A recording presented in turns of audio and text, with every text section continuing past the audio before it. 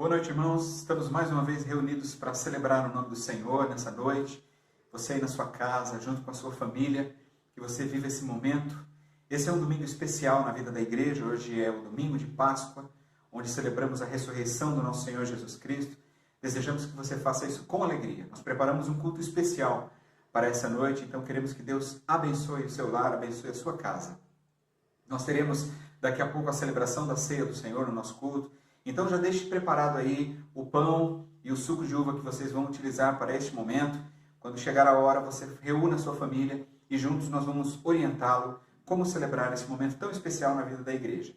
Caso você não possa fazer isso, não há problema algum, não se sinta constrangido por você não poder fazer por alguma razão particular, alguma razão pessoal. Fique em paz, mas use esse momento também como um momento de adoração, de oração na presença do Senhor. Queremos que Deus abençoe a sua vida nessa noite. Que Deus nos guie e que Deus dirija todas as coisas. Amém? Eu tenho ainda 2 recados importantes para você. O primeiro é sobre os nossos dízimos e as nossas contribuições.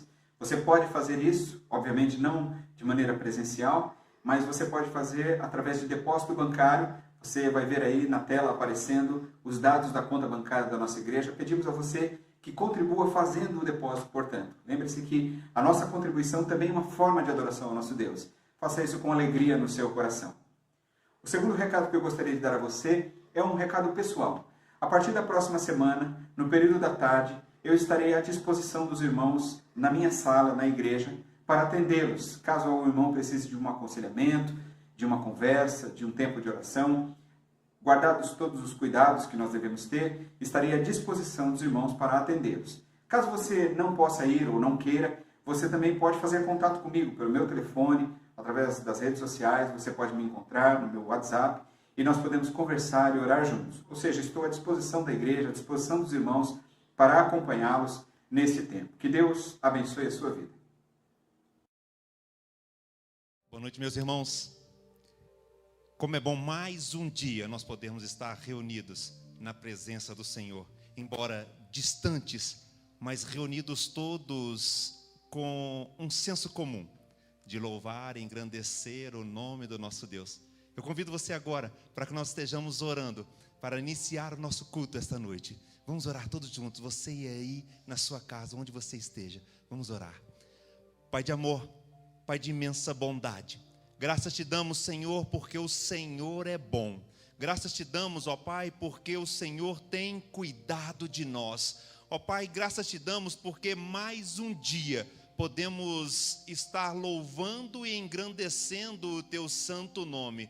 Podemos estar, ó Pai, reunidos, mesmo que distantes, mas louvando e engrandecendo o teu santo nome.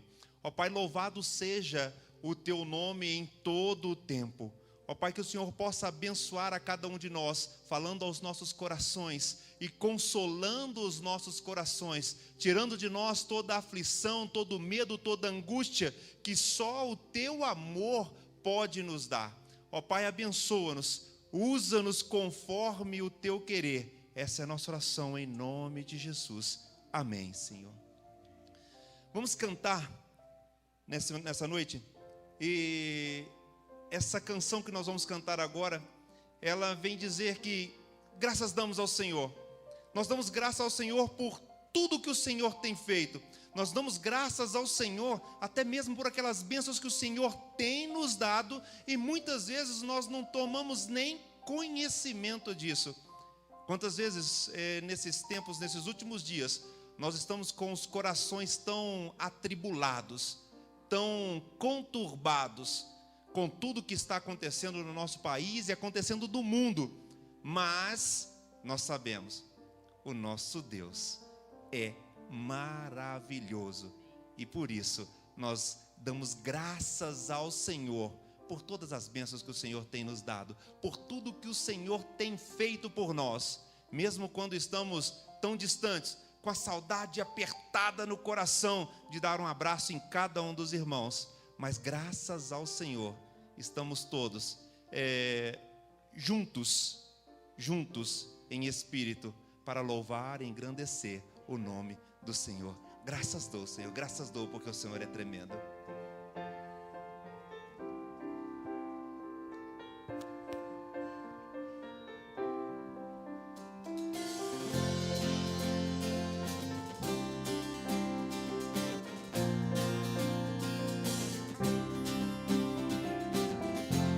diante de ti. Eu tenho tanto pra te agradecer. Graças dou, graças dou.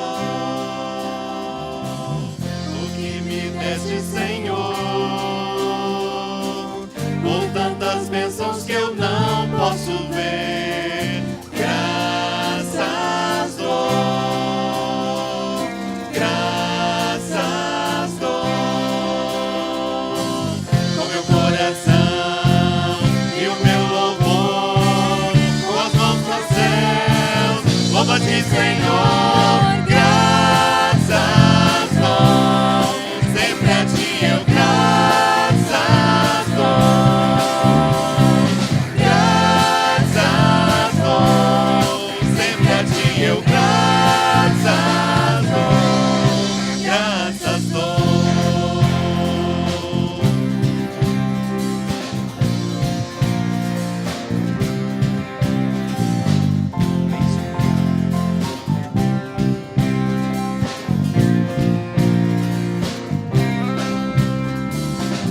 Tens feito tanto por mim, da escuridão tua luz me tirou. Graças dou, graças dou, por teu amor e perdão, por meus pecados levados na cruz. Graças dou, graças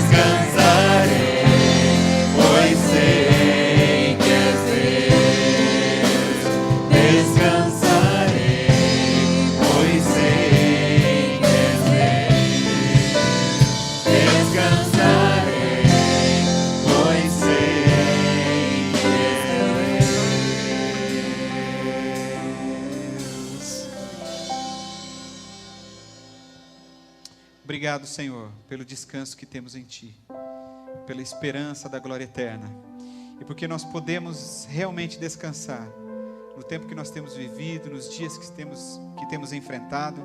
Saber que podemos descansar no Senhor é a maior esperança que podemos ter. Nós honramos o Teu nome, Senhor, e Te louvamos, porque só o Senhor é digno de honra e glória, e só o Senhor é o Deus único e verdadeiro, em quem nós podemos de fato descansar todas as nossas lutas e todas as nossas dores. Em nome de Jesus. Amém e amém. Este é o momento especial do nosso culto, onde nós vamos celebrar a ceia do Senhor. Quero que você esteja preparado, muito mais do que os elementos que você tem à sua mão, o seu coração, a sua alma esteja preparada agora para este momento tão especial. Nós vamos ouvir o nosso coral e em seguida nós vamos participar do pão e do vinho.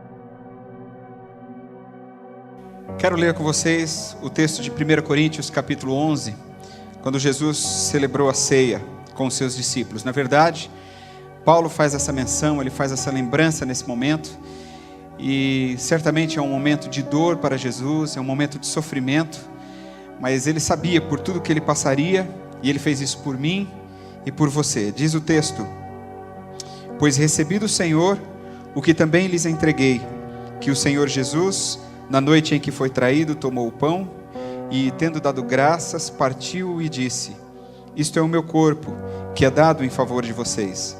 Façam isto em memória de mim. Da mesma forma, depois da ceia, ele tomou o cálice e disse: este cálice é a nova aliança no meu sangue. Façam isso sempre que o beberem em memória de mim.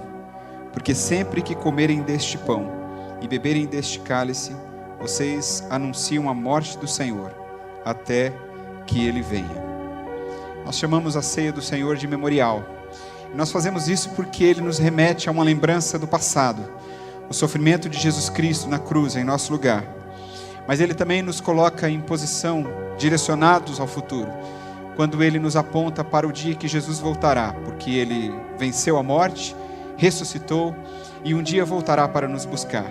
Quando celebramos a ceia do Senhor, nós nos lembramos do seu sacrifício e nos lembramos claramente das suas promessas, de que um dia ele virá nos buscar. Nós somos felizes por isso. Acreditamos, como a igreja de Jesus, que um dia o Senhor voltará para nós. Esse é um pensamento que nunca deve sair da nossa memória. Todos os dias nós precisamos nos lembrar disso. Mas neste momento, especificamente, eu quero que você concentre aí, aonde você estiver, a sua mente em Jesus Cristo, no seu sofrimento na cruz do Calvário em nosso lugar. Quando você comer o pão, se lembrando do seu corpo que sofreu a dor que eu e você deveríamos sofrer. E quando você participar do cálice, você vai se lembrar do sofrimento de Jesus pelo seu sangue derramado, o sangue que traz o perdão e a remissão dos nossos pecados. Eu quero orar nesse momento, pedindo a Deus que abençoe este momento, não os elementos em si, porque são pão e suco de uva, mas as nossas vidas. Que Deus continue trabalhando no nosso coração, para que isso seja um ritual tão importante da nossa vida, que abençoe a nossa igreja, abençoe os nossos lares, nós possamos ser edificados também com este momento do culto que prestamos ao Senhor.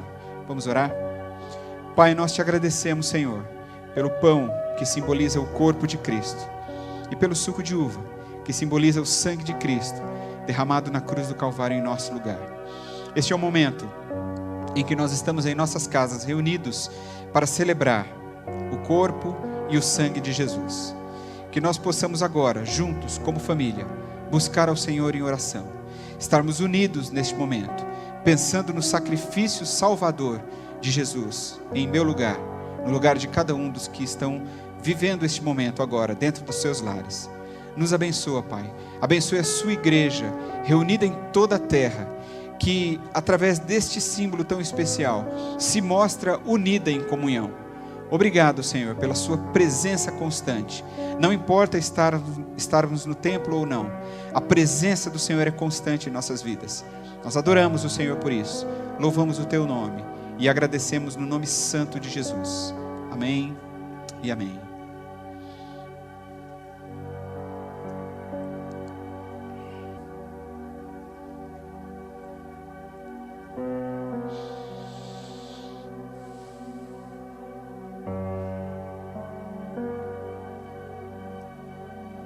Neste momento nós queremos que você aí na sua casa reúna-se com a sua família, tome na sua mão o pão e o cálice e nós vamos celebrar esse momento juntos, como famílias reunidas.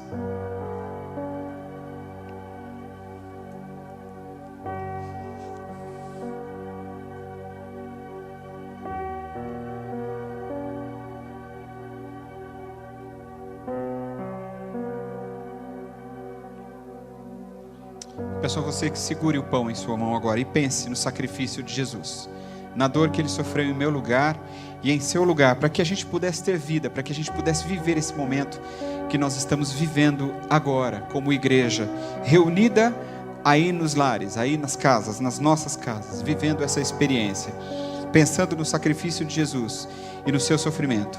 Nós vamos participar do pão.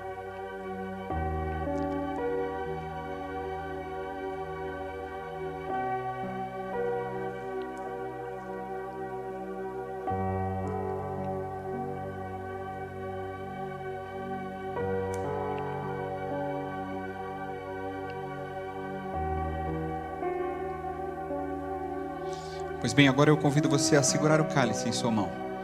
Você se lembrando do sacrifício de Jesus, derramando o seu sangue na cruz do Calvário para nos salvar. Pensando na dor de Jesus e no poder do seu sangue que lavou os nossos pecados. Nós vamos agora também participar do cálice.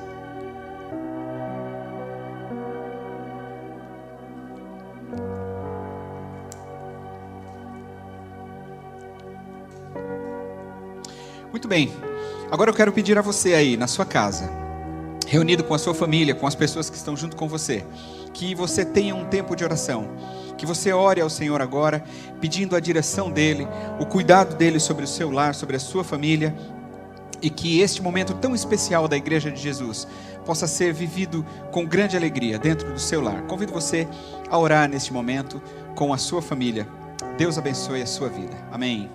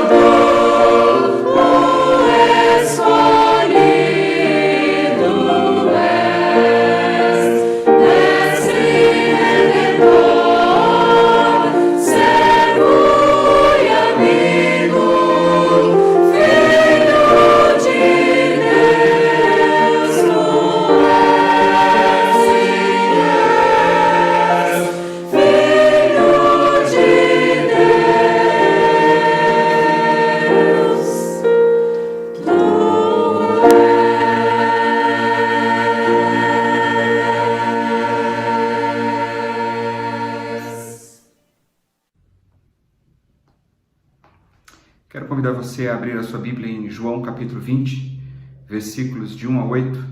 É o texto que nós vamos ler para a meditação, pensando sobre a Páscoa, a glória da ressurreição. Nós estamos vivendo este final de semana, o final de semana da Páscoa. De fato, gostaríamos de estar reunidos como igreja no templo, mas entendemos que esse é o tempo de Deus para nós. E nós vamos buscar no conhecimento da palavra de Deus, mais uma vez, o entendimento daquilo que nós precisamos para prosseguir firmes, sabendo que a ressurreição de Jesus é de fato a esperança da nossa vida. Vamos ler o texto? No primeiro dia da semana, bem cedo, estando ainda escuro, Maria Madalena chegou ao sepulcro e viu que a pedra da entrada tinha sido removida. Então correu ao encontro de Simão Pedro e do outro discípulo a quem Jesus amava e disse: Tiraram o Senhor do sepulcro e não sabemos onde o colocaram. Pedro e o outro discípulo saíram e foram para o sepulcro. Os dois corriam, mas o outro discípulo foi mais rápido que Pedro e chegou primeiro ao sepulcro. Ele se curvou e olhou para dentro, viu as faixas de linho, mas não entrou. A seguir, Simão Pedro, que vinha atrás dele, chegou, entrou no sepulcro e viu as faixas de linho, bem como o lenço que estivera sobre a cabeça de Jesus.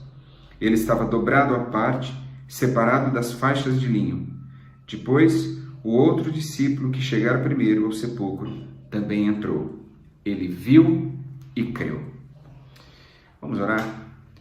Pai, nós queremos a direção do Teu Espírito Santo para entendermos a Sua palavra. Nós queremos entender mais uma vez o valor dessa grande esperança que é para nós a ressurreição de Jesus. Que nós possamos, através da palavra, mais uma vez, ser desafiados a viver da maneira como o Senhor deseja que vivamos. Em nome de Jesus. Amém. A Páscoa é para nós cristãos a celebração da glória da ressurreição de Jesus, não é? E ela é o fundamento para a história do cristianismo. Ela começa no Antigo Testamento com a redenção dos hebreus, lá no cativeiro do Egito, nos dias de Moisés, e ela vem desembocar na morte e ressurreição de Jesus no Novo Testamento. Portanto, ela é como um sonho, como um plano do próprio Deus com o objetivo de salvar os homens. Os evangelistas, eles entenderam a tremenda importância da ressurreição de Jesus e por isso eles a relataram de forma muito detalhada nos seus evangelhos que escreveram. O texto de João que nós lemos, ele começa relatando que no domingo bem cedo, Maria Madalena e outras mulheres foram visitar o sepulcro, versículo 1, onde o corpo de Jesus havia sido colocado, e ficaram assombradas quando viram que estava vazio. O texto narra ainda que, depois de avisados por Maria Madalena e as outras mulheres, de que, olha o versículo 2, haviam tirado o corpo de Jesus e não sabiam onde o haviam colocado, Pedro e João foram depressa ao sepulcro.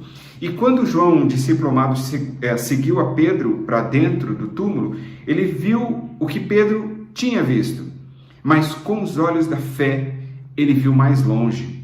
O final do versículo 8 diz que ele viu e creu. E num sentimento repentino, a sua mente se abriu para o que tinha acontecido. Jesus tinha ressuscitado e saído do túmulo. Talvez Pedro não tenha captado o sentido de tudo aquilo que estava acontecendo naquele momento. Talvez ele tenha tido até mesmo uma confusão mental, quem sabe, com os fatos que ele estava presenciando naquele momento. Mas a grande verdade é que os primeiros cristãos creram na ressurreição de Cristo, não por não encontrarem o seu corpo morto, mas porque acharam um Cristo vivo. Então eles esperavam ou não esperavam a ressurreição do Senhor? Por que João esperou para crer até que os panos deixados no sepulcro o convenceram? E por que nem mesmo isso fez Pedro entender a verdade? O versículo 9, que normalmente aparece entre parênteses nas versões bíblicas, diz que a razão é que até aquele momento eles não haviam conseguido compreender o que as Escrituras tinham dito pela boca dos profetas de que Jesus iria ressuscitar dos mortos. Nós devemos lembrar que os principais seguidores de Jesus não eram fariseus. Eles não eram escribas e muito menos leitores aplicados da lei. Somente debaixo da nitidez dos próprios eventos, as profecias se fizeram claras para eles. Tanto isso é verdade que quando, por exemplo, Jesus purificou o pátio do templo, naquele episódio de João capítulo 2, e expulsando dali aqueles vendedores, Jesus tinha falado que se o templo fosse destruído, ele o reconstruiria em 3 dias. Você se lembra desse texto? Os judeus, de uma maneira irônica, disseram que o templo tinha levado 46 anos para ser construído. E agora Jesus vem dizendo que o reconstruiria em 3 dias. Mas o templo do qual Jesus estava se referindo era o seu próprio corpo. E João, quando registra aquele incidente, lá no capítulo 2, como eu disse, ele diz o seguinte, que depois que ressuscitou dos mortos, os seus discípulos lembraram-se do que ele tinha dito. Então creram na Escritura e na palavra que Jesus dissera. De fato, a ressurreição é algo muito superior à realidade humana. Mas, sem dúvida alguma, ela é o fundamento mais poderoso do Evangelho de Cristo. É muito interessante a gente observar que os evangelistas, eles deram grande importância ao túmulo vazio nas suas narrativas, mas depois disso, curiosamente, esse assunto é praticamente esquecido pelas cartas apostólicas, que preferem direcionar-se muito mais à cruz e à ressurreição de Cristo. Por que isso? É porque, diante do maravilhoso poder da ressurreição, o túmulo perde o seu valor, dando lugar agora à vida que só Deus pode dar. Isso é assim para ensinar para a gente que se a morte é o salário do pecado, então ela perdeu completamente o seu lugar diante do poder da ressurreição de Jesus Cristo. Mas a pergunta que eu faço é, e para nós hoje? O que significa a ressurreição de Cristo? Porque de fato ela teve um grande impacto na vida dos cristãos primitivos. Mas a pergunta que eu faço a você é, o que ela significa para mim hoje? O que ela significa a você hoje? Qual é a importância da ressurreição de Jesus para os nossos dias? Eu quero dizer isso em algumas palavras a você. A primeira coisa que eu gostaria de dizer é que a ressurreição de Jesus é, de fato, o nosso maior testemunho. Jesus disse que Ele é a ressurreição e a vida. Você se lembra disso? Isso mostra que a vida estava em Jesus de forma plena. É muito interessante nós observarmos que Jesus não disse que Ele é a vida e a ressurreição. Ele disse que Ele é a ressurreição e a vida. Isso demonstra que Ele está acima da vida e da morte. Logo, para ressuscitar é preciso estar morto. E para morrer é preciso ter nascido e vivido. Você concorda? Então, ser testemunha de Cristo é ter participado e conhecido a Ele na vida, na morte e na ressurreição. Assim, só pode ser testemunha de Jesus quem tem intimidade com Jesus. Você deve se lembrar de Atos capítulo 1, quando Matias foi escolhido por votação para integrar o grupo dos 12, devido ao suicídio de Judas Iscariotes. Você se lembra disso? Pedro, então, naquele momento, toma a palavra e diz que o requisito básico para a escolha seria de que deveria ser alguém que tivesse estado entre eles durante todo o tempo do ministério terreno de Jesus, desde o seu batismo até o dia em que ele foi levado aos céus. E aí, o último requisito está no versículo 22 do capítulo 1 de Atos, que diz: é preciso que um deles seja conosco testemunha da ressurreição. Isso não é interessante? Então, a ressurreição de Jesus é o nosso maior testemunho. O auge do cristianismo é a ressurreição de Jesus. Sem ela, a fé não faria qualquer sentido. Ela é como uma mola propulsora para a pregação do Evangelho.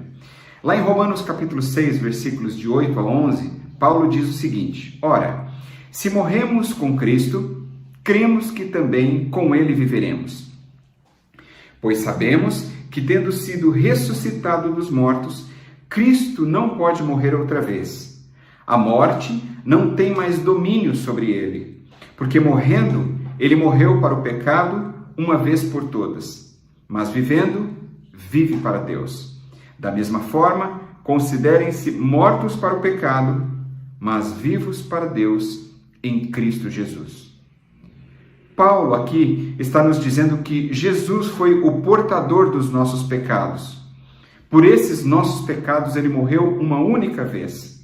Ressuscitou dos mortos e agora a morte não pode mais tocá-lo. É isso que Paulo está dizendo. Então, da mesma forma, se nós morrermos com Cristo, com ele nós vamos ressuscitar. E o pecado não tem mais domínio sobre as nossas vidas. Então, dessa maneira, nós somos agora convidados a viver uma vida como se nós já tivéssemos entrado na ressurreição. Uma vida santa, uma vida pura e uma vida irrepreensível. Mas é preciso a gente compreender que o cristianismo não é um curso de aconselhamento ou uma religião que se presta a ensinar boas maneiras de viver. Não, o cristianismo não é isso. O cristianismo é o testemunho de que Deus ressuscitou a Cristo. Isso é o cristianismo. Você deve se lembrar de como os apóstolos no seu ministério fizeram isso o tempo todo, ou seja, o tempo todo eles testificavam que Deus ressuscitou a Cristo. A outra coisa que nós precisamos aprender aqui neste texto, ou na ressurreição de Jesus, é que a ressurreição acontecerá para todos. Quando nós olhamos para a ressurreição sob um prisma futuro, nós vemos que a Bíblia deixa muito claro que todos irão ressuscitar um dia. São muitos os textos que nos atestam isso. Uns para a vida eterna e outros para a perdição eterna. Foi o próprio Jesus quem disse isso. Isso significa que a ressurreição acontecerá para todos indistintamente. Paulo, num discurso em sua defesa, lá em Atos capítulo 24, nos versículos 14 e 15, ele diz o seguinte: creio em tudo o que concorda com a lei e no que está escrito nos profetas, e tenho em Deus a mesma esperança desses homens. E ele diz, de que haverá ressurreição tanto de justos como de injustos. A ressurreição de Jesus, portanto, tem duplo alcance: juízo e glória. E o profeta Daniel também escreveu algo muito interessante. O profeta Daniel tinha uma visão escatológica, ou seja, ele tinha uma visão das coisas dos últimos tempos. E ele diz o seguinte, lá em Daniel capítulo 12, versículos de 1 a 3. Naquela ocasião, Miguel, o grande príncipe que protege o seu povo, se levantará. Haverá um tempo de angústia, como nunca houve desde o início das nações até então. Mas naquela ocasião, o seu povo, todo aquele cujo nome está escrito no livro, será liberto. Multidões que dormem no pó na terra acordarão, uns para a vida eterna, outros para a vergonha e para o desprezo eterno. Aqueles que são sábios reluzirão como o fulgor do céu, e aqueles que conduzem muitos à justiça serão como as estrelas para todo o sempre. Isso significa que a ressurreição encerra a vida material e nos conduz à vida espiritual, quer queiramos ou não. A pergunta que eu faço aqui é: você já está convicto de para qual vida você irá ressuscitar? O outro aspecto que eu gostaria de colocar a você aqui sobre a ressurreição é de que ela pressupõe esperança. Lá em 1 Coríntios capítulo 15, o apóstolo Paulo diz que se Cristo não ressuscitou, é vã a nossa pregação e, consequentemente, também é vã a nossa fé. Em outras palavras, ele está dizendo que se Cristo não tivesse ressuscitado, a nossa pregação seria total perda de tempo, porque nós estaríamos baseados numa mentira, ou, na melhor das hipóteses, baseado na vida de um mártir da história da humanidade, que certamente poderia ter sido esquecido com o passar do tempo. Portanto, a ressurreição de Jesus pressupõe esperança. E nesse sentido, Paulo diz muito claramente, neste capítulo 15 de 1 Coríntios, lá no versículo 19, se é somente para esta vida que temos esperança em Cristo, somos de todos os homens os mais dignos de compaixão. Se a ressurreição de Jesus não fosse verdade, a morte de Jesus também não teria o seu caráter, e aqui eu vou usar um termo bíblico, vicário, que significa o caráter substitutivo, ou seja, ele se deu em nosso lugar. E, portanto, toda a esperança da salvação nem existiria, e tudo seria um grande fracasso. A verdade é que as pessoas nos ouvem porque, em sua grande maioria, acreditam na história da ressurreição de Cristo. De fato, a história da ressurreição de Jesus faz bem a crentes e a não crentes. E, finalmente, eu gostaria de dizer a você que a ressurreição de Jesus é o reflexo da misericórdia de Deus. Acima de tudo, a ressurreição é o reflexo da misericórdia de Deus pelo homem, pelos privilégios preciosos que ela nos traz. Porque com a ressurreição de Jesus, o projeto de Deus para a nossa salvação está completamente concluído. Ela começa na cruz e ela conclui exatamente na ressurreição. É pela ressurreição de Cristo que nós temos direito agora a um novo nascimento. Nós morremos para esse mundo e ressuscitamos para uma nova vida no Cristo ressurreto. Assim, o novo nascimento é decorrência da ressurreição de Jesus Cristo. É possível a nós o novo nascimento porque foi possível a Cristo ressuscitar. O que eu estou dizendo é que é o mesmo poder que atua em ambos. O que a Páscoa então deve ser para nós? A Páscoa deve ser para nós motivo de orgulho, de alegria e de grande esperança.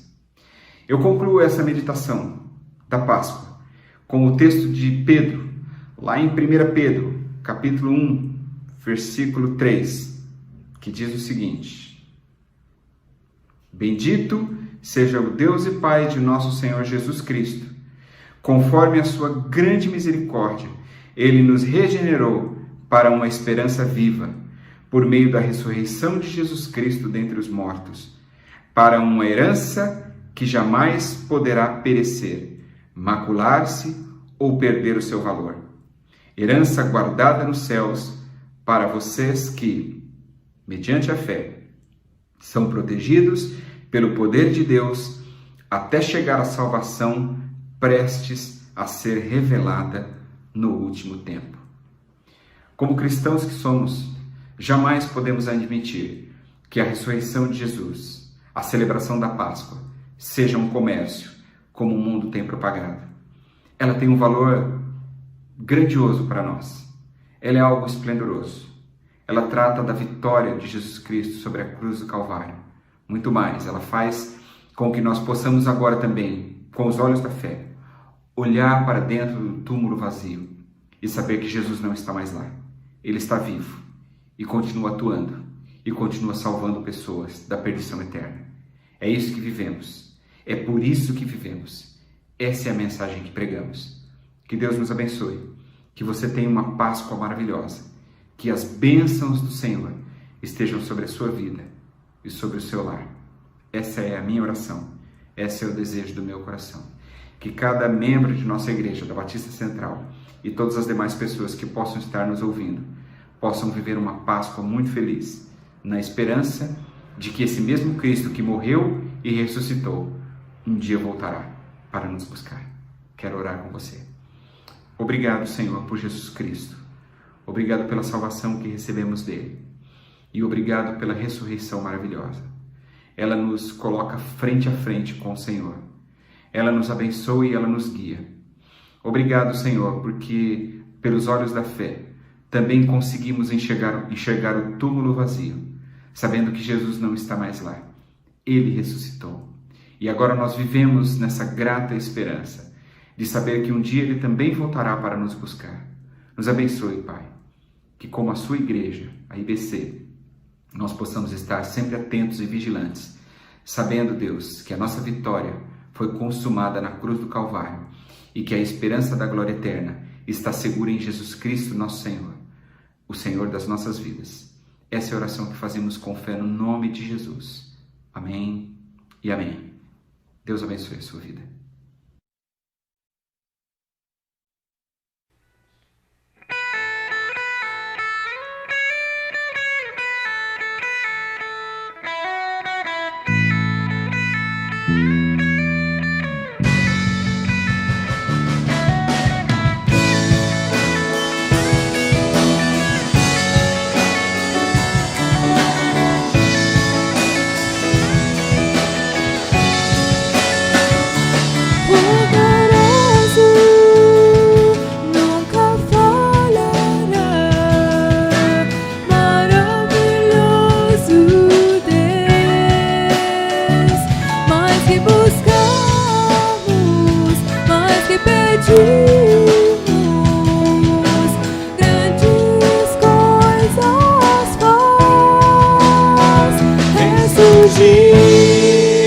E a morte venceu.